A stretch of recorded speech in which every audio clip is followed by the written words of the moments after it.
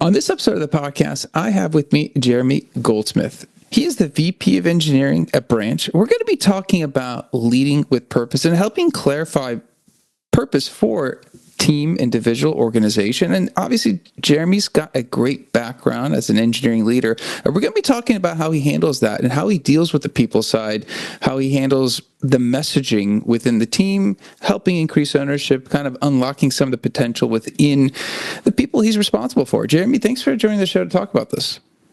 Thanks, Amir. I'm really happy to be here. Excited to talk about it. Absolutely. All right, before we start, why don't you let us know what Branch does? So Branch, at Branch, we power impactful experiences in the connected world.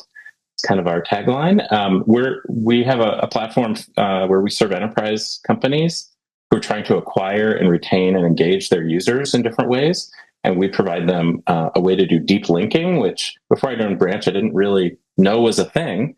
But when you're an end user, a person, a consumer, and you're navigating our increasingly connected, digitally connected world, when you hit the seam between a web experience and a mobile app experience, or something in person in a store, and then move to online, or something between devices and platforms, it can kind of get disconnected. It can be a little bumpy sometimes, and the end user doesn't get to where they're trying to go.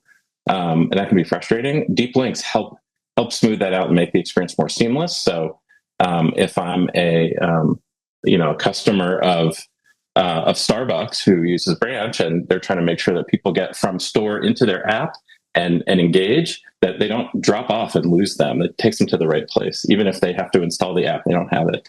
And we also provide ways for marketing teams to measure the effectiveness of their outreach programs, whether that's through advertising or through their own re-engagement campaigns, and make sure that the different channels that they're using, like social, their own channels, other online channels, are which ones are effective, so they can optimize them and make sure they're reaching folks, and that those folks are reaching them. So that's what Branch does, and it's a great growing company.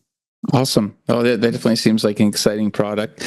I guess this episode, we're going to be talking about, obviously, leading with purpose and helping clarify that purpose. And obviously, you're an engineering leader. You've had lots of engineering leadership experience. Coming from an engineering perspective, when we talk about leading with purpose, maybe we should clarify what that means, because I think it could mean different things. It could be obvious to some. So maybe we could start off when we talk about, as an engineering leader, and you're trying to work with your team and help them and lead with purpose, what does that mean even? So I think it's an approach to leadership where you're really helping people understand and clarify their purpose and the purpose behind the work they're doing. And I think it helps, by focusing on this, I think it helps unlock people's motivation and a higher level of performance. That's what I've seen, and it also for myself, but for people I manage and lead, and I think it can work at multiple levels. I think it's something that as an individual, you can help someone kind of uncover and clarify their own individual purpose at work. It works for small teams, and I think it works for larger organizations. But what I've found is that it's kind of one of those magic principles of leading people that, in my opinion, when you get it right, you see so many good things get unlocked. People feel that the work they're doing contributes to a bigger, grander purpose that's bigger than themselves or the immediate tasks that they have to do. And I think people will work harder. They'll be more engaged and creative. They're more loyal to you or the company, the organization. They'll endure challenges more and be more resilient to, when challenging things happen, because they believe in the work they're doing. And it kind of takes it. It's not just work, really. It has more meaning, has a bigger purpose. And I think it's really a key ingredient to individual motivation. So it's one of the things that I feel really passionate about. And I've seen some strategies that can help you unlock that as a leader. Helped me. Absolutely. I think that's great insight. And I think if I'm listening, mission critical type applications, those are pretty easy. If it's something in healthcare, right? I could. It's a very easy mission to sell. It's easy to drive that purpose. When you're working on other applications, obviously there are purposes in every application. That's why we have businesses. But when you are working to help your team understand the purpose, and you've done this probably at different companies, so we don't have to talk about any particular company, but generally speaking, if it's not a mission critical app, that it's like, hey, it's a social good app, something like that. I mean, how do you go about helping the team identify that, hey, their work does lead to that purpose that you mentioned? Yeah, I mean, I think that's one of the things that I try to keep in mind all the time when I'm meeting with people, especially one-on-one. If I'm doing skip level one-on-ones with folks in my engineering organization or across the company, one of the things I'm looking for is like, how can I help help you connect the dots between the work that you're doing, maybe what's on your plate right now, or the more at the execution level, to the broader strategy of the company or the broader purpose behind the work we're doing. Let's make sure we can connect the dots. And I think a lot of times when you're in execution mode and your head's down and you're getting things done, you can lose sight of that. It's easy to. I think I experienced that too sometimes. And like, oh, right, maybe this feels mundane or hard or challenging or repetitive or toil, which is a term I like using for some technical work sometimes. It's just toil. It's like no fun. But when you know why it matters, like, oh, but I'm doing this because this is going to help us make sure we can deliver this important thing that's going to lead to this other important outcome. I'm okay with it. I feel more motivated, and I think that I try to do that. I try to kind of help people connect the dots, and I think that adds value. I think that I've gotten feedback from folks that I lead that like that's really helpful. Like I feel like I'm contributing to something bigger, or that there's purpose behind my work. So that's something I try to do.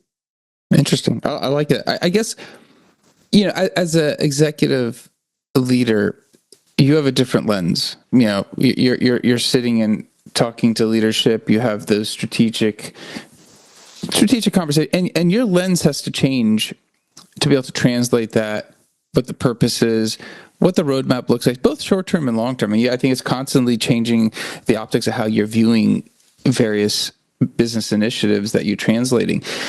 When you're thinking about that in terms of looking at the bigger picture of the org, looking at a team, and then looking down at the individual, that translation, I don't think it's science. I think there's a lot of art there, because I've seen leaders that are not great at it, and they talk about it very mechanically, and they're not comfortable. And then you see leaders that are almost too good at it, because then they're super focused on the strategic part and they forget, hey, the individual person needs to actually do work. How do you balance how you translate more large scale strategic, both short term and long term, down to the team level and individual level? Yeah, I think it's that, like, zooming in and zooming out it's challenging. It's definitely the harder part of my job, and being able to work at multiple kind of levels of detail, and also like time horizon. Are we looking 3 years out, or are we looking a week out, or 2 days, or something like? Changing that aperture a lot is it's challenging. I think using plain language. Honestly, I think a lot of I struggle sometimes with using manager speak, and I really try actively not to use it. And I think there is kind of a funny language that leaders use that I try to avoid it as much as I can. Like, let me just describe in plain language what we're trying to do. Let me use examples. Let me, when we're saying we're trying to drive efficiencies and synergies or something, people's eyes glaze over, right? So like, okay, what does that actually mean in plain language? Let's just talk about it. Let people ask questions, challenge. Well, what does that mean? And so I think that helps. I think thinking about outcomes focusing on outcomes, I think, is really important.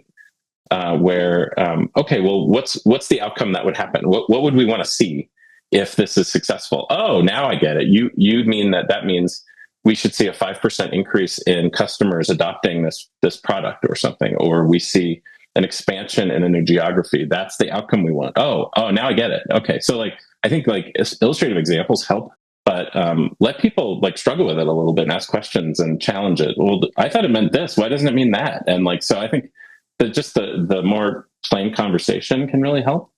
And, let people discuss. I think give people space to process and discuss can really help. And having more. So I try to have, I like open forum style meetings where it's like, sometimes people call them Ask Me Anything or AMA.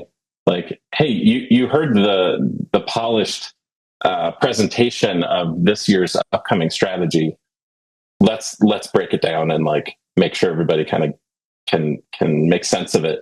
What questions do you have? And then if you can give people space and permission and create an environment that's safe for people to ask what they might think is a dumb question, that's when you start to get a lot of the like better understanding. If people are like nervous, I don't want to look dumb. They're really reluctant, and then like people don't understand what's actually happening. So I think I try to break down some of that as best I can and make it accessible. So in terms of, helping your team, the individual, understand the value in their work, I think obviously that's very important. We've talked about that. You mentioned that helps unlock potential. It'd be great to kind of understand if I'm an employee and obviously I want to enjoy my work and I show up every day. What does that look like when I buy in more? Is there a better return for me? Do I feel more fulfilled? So when you reference unlocking potential, what are you hoping to achieve, and what are the outcomes? I think it's increased motivation and job satisfaction, and I think really as a leader, like I want to try to find a way to reach high performance of the people I lead. I want them to be high performing. That's I think a basic goal as a leader, and both individual and in teams and organizations, and kind of maybe going back to my psychology major roots of wanting to understand people is why I like this kind of stuff. But there's Daniel Pink has a good book called Drive. He talks about the 3 ingredients of motivation: autonomy, mastery, and purpose. Right. So purpose is one of them. And I think it's kind of a fundamental human desire to do something meaningful, to contribute to something that's larger than you, or contribute to something that'll stand the test of time, has a lasting impact. I think that's a basic fundamental human desire. We want to do work that matters. And so I think getting back to the individual is how you get to high performance. So I think it's an ingredient to motivation. That's what I'm trying to accomplish by spending time on this as a leader. It's not just fluff. I think it actually does matter. And I've seen real differences in where I spend time helping people understand the connection between their work and the broader strategy or purpose, or to the even bigger purpose behind the company, or even themselves getting their own individual career goals and career vision more clear. I've seen a very big difference in people's motivation level and productivity level and job satisfaction and resilience over and over again. I've seen that. And so, like, I'll give you an example. I worked for a few years, about 4 years, I worked at this startup company called Tendril, which is now has a different name. They merged. But it was an energy efficiency platform. It was a really cool company, and it was a mission-driven company. And it was I think maybe the only purely mission-driven company I've worked for in my career. I've had some mission-driven places that felt that way, but this was a really strong mission, and it was a do good in the world mission. We were trying to reduce residential energy consumption by giving people insight into their energy usage through smart home energy reports. And the goal of the company was to help lower global carbon emissions. And like when hiring people to work there at Tendril, managing engineers and folks on the team, we were all really bought in. And a small startup going up against big tech competitors in the hiring people. We couldn't match a Google or an Amazon with our salary and benefits. It was impossible. But we had this mission, and it was like a huge advantage to hiring folks. And then it was so motivating we know the purpose. We're going to do some tough work that's challenging, but like we're really motivated by this positive mission. doing good in the world and helping the environment. And so that was super motivating. It was so interesting to see that at play, and how it kind of raised the level of motivation across the whole company, really. Maybe a follow-up question to that, because you mentioned something interesting, and I don't know how relevant this is. Obviously, you mentioned some of these bigger initiatives try to do good. Is there a component to people when they are looking for jobs? And I don't know if you've observed this or not, but is there a certain amount of self-selecting for the types of companies engineers do apply to? And I know that's not always the case, but they're typically, obviously, as the time of this recording, engineering has been slower to hire, probably at any point in the last year and a half versus the last 30 years. But generally speaking, engineers, software engineers have a lot of choice. So they can self-select into these type of roles. Does any part of this conversation reflect the engineer going through the interview process and going, is this company something that I'm going to want to get behind? Because I feel like as a leader, you're telling me you're going to help do your part, but obviously they have to have hopefully done some of that work in advance. Oh yeah, for sure. I've definitely encountered that a bunch of times where a candidate who I'm interviewing will say, "What's your company mission?" I'm looking for a mission-driven company, and they're evaluating, like, is that one I want to work for or not? Not everybody does that. Maybe it's a minority of people, but I do think I think it's probably growing. As you know, I'm hesitant to get into generational labels and things of millennials and Gen Z, but like, I do think that is in increasing importance as folks get into the working world, of like doing something, good for the planet and for society. Is there's a lot of people who care about that. And I think that's going up, not down. In a maybe kind of wobbly job market, beggars can't always be choosers. It's hard to find sometimes. But I think it is something that engineers look for, and not every company is like that, and not everybody wants it. I think I've also worked in a large tech company where, the mission was like, we're trying to make money for our shareholders. And I think that was pretty much it. And like, maybe you could invent one, but, people were okay with that too. I think not everybody wants this, but, I think that the thing I'd say is you can't fake this stuff. Like, if you have a real purpose and mission behind the organization, you can't try to trick people into believing in something that isn't real. And it has to be authentic for this to work, because people are smart and they will pick up on the fact that it's like, I don't know, So people are pretty discerning when it comes to this stuff. I was going to ask you something, because and people can look you up, but obviously you refer to a psychology degree. You've been in the engineering field for a very long time. Does your approach to leadership, is it shaped by having had that original interest within psychology? Obviously, I don't want to open up like, why you chose your major, but obviously you chose psychology for a reason. Do you bring some of that into your leadership? Is that part of who you are? For sure. I was a psych major in college because I found it interesting and fascinating. I was going to go into medicine, and then decided my fallback career was software development. I was a self-taught software engineer, and I've learned a lot. I have lots of technical skills and have done a lot of, I think, impressive technical things. But I think my passion is for people, and so it's kind of why my career has meandered in the direction that it has, is leading people in and teams and projects and work, building a business and building a healthy product development function organization that delivers great value to customers and builds great products. That's what I'm excited about. And the technology, to me, is a tool to accomplish those things. I get the most satisfaction personally out of helping people grow and advance, and helping the teams I lead deliver really great things and grows our business. And like the technology, I think some people really super focus on the technology in engineering and engineering leadership roles, and that's great. It's interesting and fascinating. It's changing all the time, but I think the thing that really resonates for me is kind of the people side quite a bit.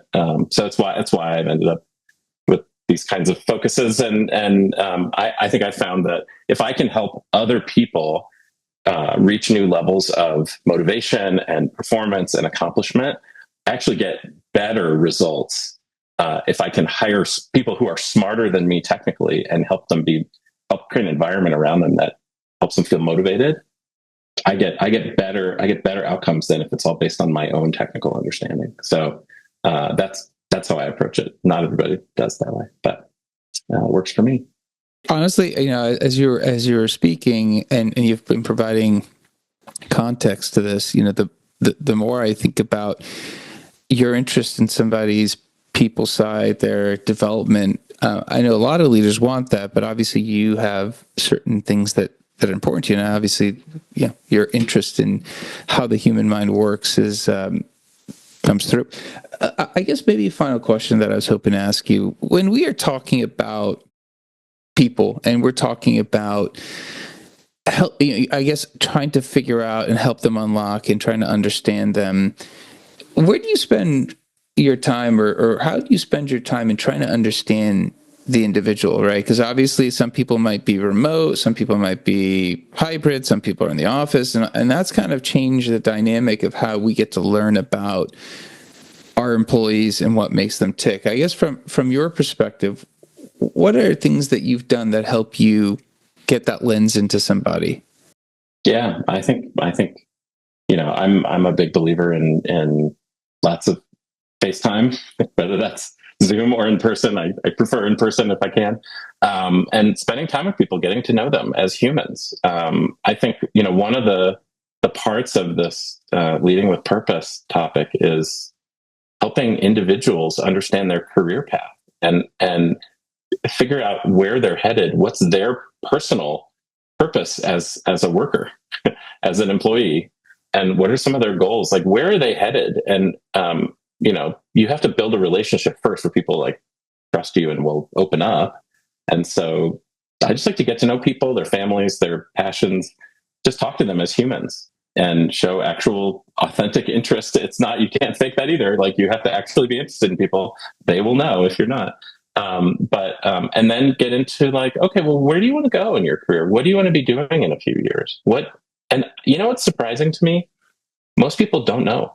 Even people who are really far along, even very accomplished people, you ask them, what do you want to be doing in a few years? What's your vision for your career?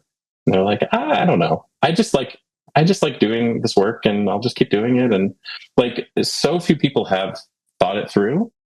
And when I ask folks, there's one person I'm thinking of in particular who I was asking him some questions about, like, what gives you the most job satisfaction? When was a time in your career where you were just like jumping out of bed in the morning to go to work because you were having such a good time and you were so motivated? What was going on? And why was that the case? Why do you like doing the work first of all, do you like doing the work you do? And why? And what do you want to be in a few years? What do you want to be doing? Whether that's the role or the day-to-day or the things you've learned or accomplished. And he said, I've been doing this for 12 or 15 years. No one has ever asked me these questions and taken an interest in me. And if I do this solely because I'm trying to help someone, not because I'm trying to get something out of them, they know that. And I have gotten over and over and over again positive feedback. Like, I'm not trying to pat myself on the back here, but like, best manager I've had in my career. Thank you for spending time with me. Like, this is so meaningful. Some people don't take the bait on it and they're like, no, whatever, not important to me. I'll just keep doing my job. But a lot of people have given me that feedback of like, so appreciative that you've taken an interest in helping me figure out my path, set goals, challenge me to accomplish something. And I've seen people who I've worked with at multiple companies come back and want to work with me again, or be very loyal, or just be really engaged. And it's kind of a magic unlock as a leader of spending time really caring about people and their accomplishment and their careers and what they're looking for, and help them figure it out. I think that's a big part of this, and I think it works for teams, and helping teams have charters and have purpose, and helping orgs have a vision and a mission and clarity there, and connecting the dots like we talked about. But at the individual level is really the key, I think. Awesome, man. I appreciate it. And obviously, I think you take the time and I think it resonates. So, what we've been talking about, I think comes through. So kudos to you. You're doing something very well to get those that type of feedback. So, the other thing that I wanted to mention there is, I model it. So I'm a work in progress too. And honestly, it's true. It's not just a strategy to get people to open up. It's actually the honest truth. And I think everybody is, but like being vulnerable as a leader is a power move, right? It gives people permission to do the same. And so if I can say, oh, here's my development areas, here's what I'm working on. I have a goal this year to try to do this. That is such a meaningful thing to do as a leader. And it gives people permission to be like, yeah, I'm going to share my development areas too. And you can get your whole team to do that. It's really powerful when people can openly talk about what they're working on, and that we are all just saying, look, we're imperfect people. We all have things we're working on and we're all a work in progress. Let's help each other just get better at what we do. And like that sentiment, I think is just, I love that kind of environment. I thrive in it. Yeah. No, it's honestly, I think something you just mentioned there is knowing what works for you and knowing what doesn't work for you, and as well putting yourself in a position where that environment suits you. And I think actually there could be a whole episode. I mean, it's just an episode we haven't covered, and maybe you got to come back and do that, because I feel like there's a piece of this conversation that does talk about, if you actually understood those things and we went back to the interview process, you would ask maybe different questions to figure out where those places are, even if the cycle took an extra month, because that's where you're going to maximize your abilities. And I think what you just said there is very important. So we're going to have to do part two, Jeremy. I'm sorry. You're going to have to do it now. So I'm game. Sounds good. I would love to. Okay, awesome. So I know you got to get back to it. I appreciate it. We just sparked a part two to this, so people can keep their ears open and eyes open for that. So I guess if somebody does want to reach out to you in the meantime, we covered a lot in this episode. If somebody does want to reach out to kind of talk to you about anything you have said, what is a good way of doing that? Yeah, I think LinkedIn's probably the best. Hit me up on LinkedIn and don't sound like a salesperson, and I'll probably respond. Look forward to any feedback or questions. And I really appreciate the conversation. It's been fun to talk about, and it's good to spend some time with you.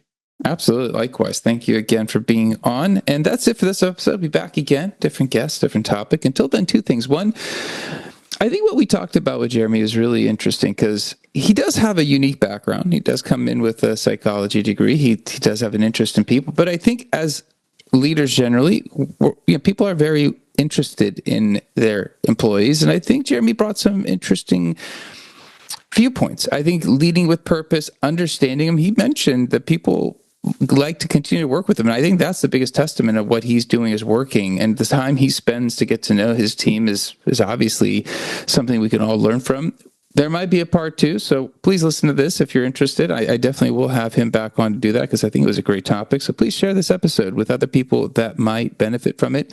Also, like, subscribe, comment. Please leave me a review. Let me know how the podcast is going. I'd love to hear from you. Until next time, thank you and goodbye.